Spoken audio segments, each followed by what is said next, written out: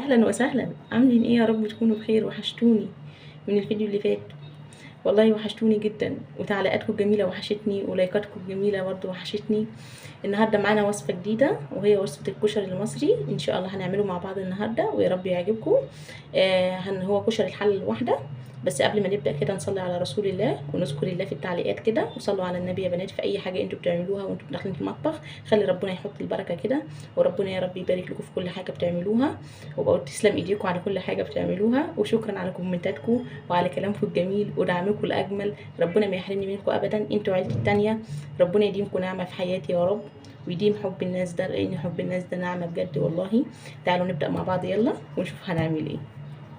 معانا المكونات زي ما انتم شايفين كده. عندي رز هنا غسلان، وعندي مكرونه مشكله، وعندي هنا البصل اللي هنعمله عشان نحمره للوش بتاع الكشري، وعندي هنا بوله مليانه شعريه، وعندي الصلصه دي انا مفرزاها يا بنات. انا بعملها بصلصلها واحطها في الفريزر، وقت ما بحتاج بطلع الكيسه او على حسب الكميه اللي انا بحتاجها. وعندي هنا العدس بجبه، انا كنت نقعت ميه سخنه من الصبح، دلوقتي الساعه 3 العصر، فايه يعني كويس جدا كده، مش هياخد سوا خالص. وعندي هنا ده التوم انا مقشراه اللي هنعمل بيه ايه دقه الكشري. تعالوا بقى ايه ونعمل بيه الصلصه. فتعالوا بقى، انا ما بحبهوش بالدقه، فعشان كده ايه انا مش بعمل دقه كشري، انا بعمل صلصه بس، هي الصلصه الحمراء. خلاص هنبدا كده. دي المكونات بتاعتنا، هنروح على النار كده واحده واحده، ونبدا بايه باول حاجه. يلا بينا. بتاعتي اهي على النار، هنحط فيها شويه زيت حلوين كده عشان لسه هنحمر البصل الاول. وبعد ما نحمر البصل هنرفعه من على النار، وبعد كده ايه هنبدا نعمل ايه الكشري. فانا هحط الزيت كده لحد ما يسخن، وبعد كده ايه انزل عليه بالبصل. هنا الزيت بعد ما سخن زي ما انتم شايفين كده، هنحط البصل عليه زي ما انتم شايفين كده. هنبدا ايه نقلب لحد لما يتحمر وتبقى لونه ذهبي. ده لان احنا ده اللي هنحطه على وش الايه وش الكشري. انا هقفل دلوقتي، ولما يتحمر البصل هرجع لكم تاني عشان وقت الفيديو. سايبه البصل يتحمر اهو براحته وعلى نار هاديه، ويتحمر عشان ما يتحرقش وطعمه يمرر. وهنبدا بقى ايه هنا في الناحيه التانية في الطاسه دي هنعمل ايه صلصه الكشري. فانا عشان نكسب وقت، بدل البصل بيتحمر ايه احنا نعمل الناحيه التانية على اليمين التانية ايه صلصه الكشري. تعالوا نبدا مع بعض كده. اول حاجه انا جبت الطاسه، حطيت فيها شويه زيت، او طاسه او حله اللي عندك على حسب الكميه اللي هتعمليها. حطيت فيها زيت عشان يسخن، وبعد كده هننزل عليه ايه بالتومه. انا دقيت توم مع كزبره ناشفه، وهو يا بنات زي ما انتم شايفين كده. واول ما ريحته تطلع ويتحمر شويه كده بس ما يتحرقش، هنطفيه بايه بالخل. خلاص زي ما انتم شايفين.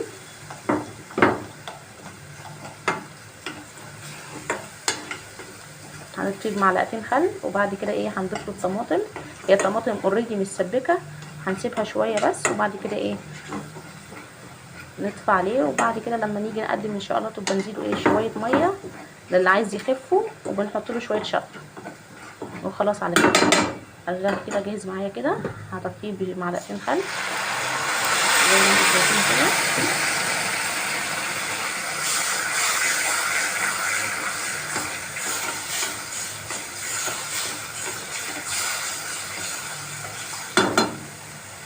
زي ما انتم شايفين هسيبه شويه بس الخل اللي هيتطاير منه يتبخر، وبعد كده ايه هضيف عليه الصلصه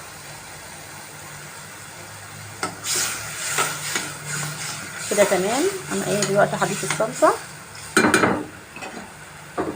زي ما انتم شايفين كده.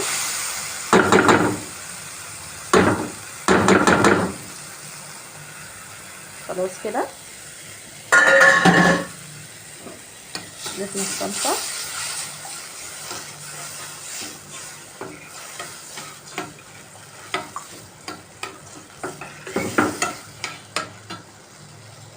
عندي هنا انا نقلتها على العين التانية، وادي التوابل.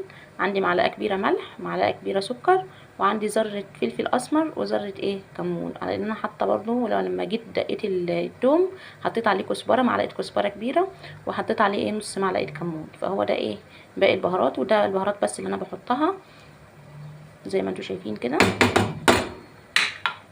هقلبهم بقى كده واسيبهم بقى براحتهم على نار هاديه، ايه يتسبكوا براحتهم وياخدوا يدوا مع بعضها. ماشي. انا حاطه السكر عشان الحموضه وعشان ما يحرحرش على الصدر وكده. فايه السكر كويس جدا، في ايه ما تقلقوش منه، يعني هو مش هيسكره. خلاص انا اخلص وارجع لكم تاني. انا اشوف البصله كده بقى، تعالوا نشوف البصله بالمره. احنا واقفين لسه برضه اهي، لسه عايزه وقت تتحمر، ونرجع ان شاء الله نعمل ايه طرق الكشري. اهو البصل اتحمر، انا طلعته من الزيت اهو زي ما انتم شايفين.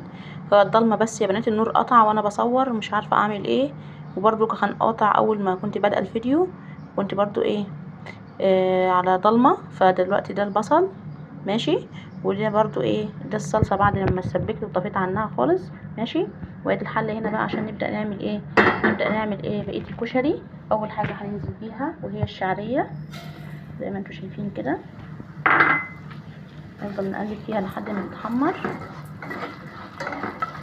انا اسفه على الضلمه دي، بس انا اعمل ايه غصب عني والله، عشان برضو ايه اخلص الفيديو ما ياخدش وقت.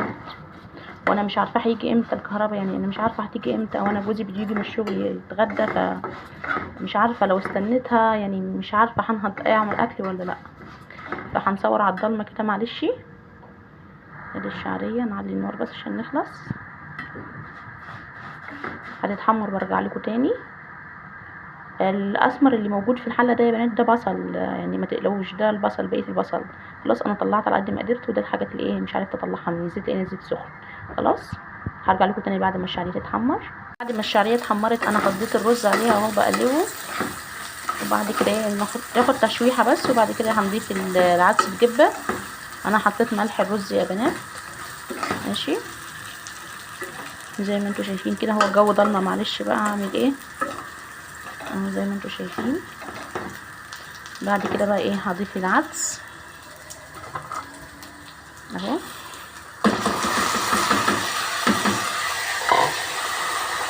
برضه ندي تقليبه.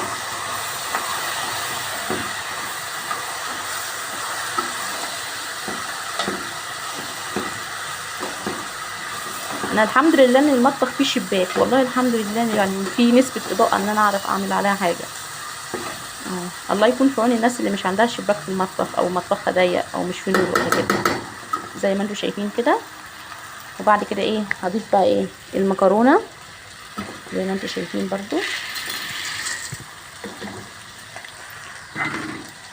بعد ما ضفت المكرونه وحطيت لها ايه الميه بتاعتها، هتتشرب ان شاء الله الميه، وغطي عليها نهدي عليها لحد ما تستوي. وبعد كده ايه هوريكم الشكل النهائي. خلاص هو قاعد الرز عادي، ما تزوديش ميه غير شويه صغيرين خالص، قد ايه نص سنتي كده كمان، عشان المكرونه وعشان الشعريه برضو ايه يستوي، او عشان ما يعجنش منها. خلاص هغطي عليه بقى واسيبه ايه يكمل سواه. وبعد كده ايه هرجع لكم بعد لما يستوي خالص، وايه ونحضر طبقنا الغدا.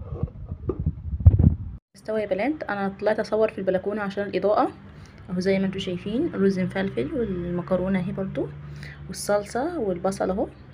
فيعني وصفه جميله جدا، وتوفير للمواعين وتوفير للوقت والجهد والله. ويا رب تكون عجبتكم. لو عجبتكم ما تنسونيش في اللايك.